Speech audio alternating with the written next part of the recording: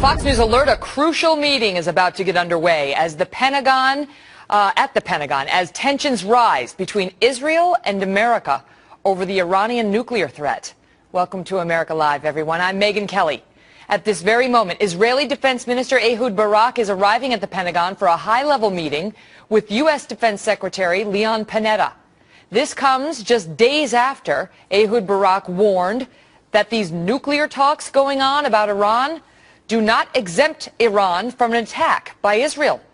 Israeli leaders fear that last weekend's talks with Iran are just a waste of time, giving Tehran more time to continue enriching uranium without limitation. And now the Israeli Prime Minister is using words like Holocaust to discuss the potential threat here.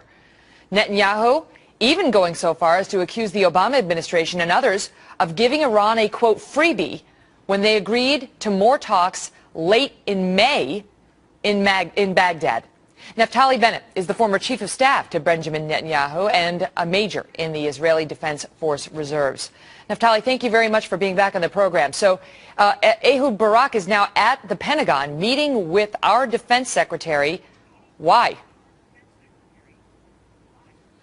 Well, I guess the main point, Megan, is that the talks in Istanbul did absolutely nothing to stop the centrifuges in Tehran.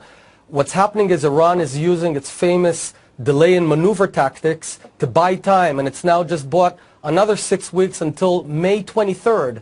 They've tripled the pace of production of high-grade uranium.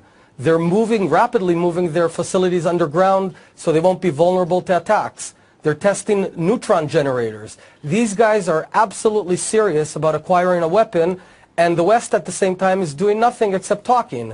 So the bottom line is that America and the West have to show a plausible threat if we want to have any chance of stopping Iran from acquiring a nuclear weapon. And yet there is obviously real controversy in the thought of Israel and/or the United States bombing Iran over its nuclear program. And both sides that participated in these talks with Iran last weekend in Istanbul described the meeting as, quote, positive. So to those who would say that's good, let's have another meeting at the end of May and, you know, pardon the phrase, give peace a chance, you say what? Well, it seems that the West is sort of like a tourist in a Persian bazaar, a very gullible one. I want to tell you what the Iranians, or how the Iranians perceive the West. Let me read you just a quote from the main Iranian newspaper, Kenyan, and I quote, "The U.S. keeps backing down from its red lines. If we plot the U.S. positions on a graph, it'll show an amazing downward plunge of the American administration, always setting large goals and then backing down and quietly adopting and replacing them with other humbler goals. So we set red lines, and then 2 months later, the red line is gone." The Iranians can smell or feel that the West is not serious about the sanctions. Words, as powerful as they might be, are just rhetoric. What we need is action.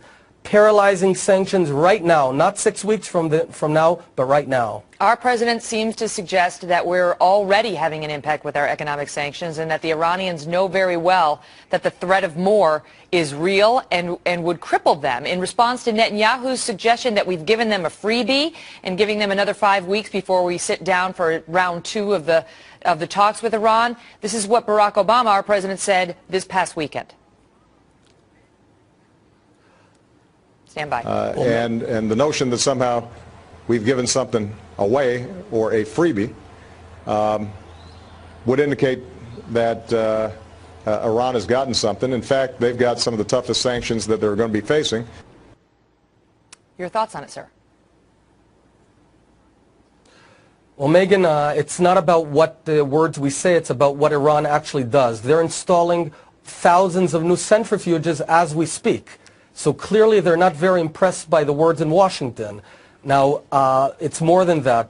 Lately there have been leaks coming from the American administration that are limiting Israel's operational abilities, that are hinting that Israel may not have the capacity to attack.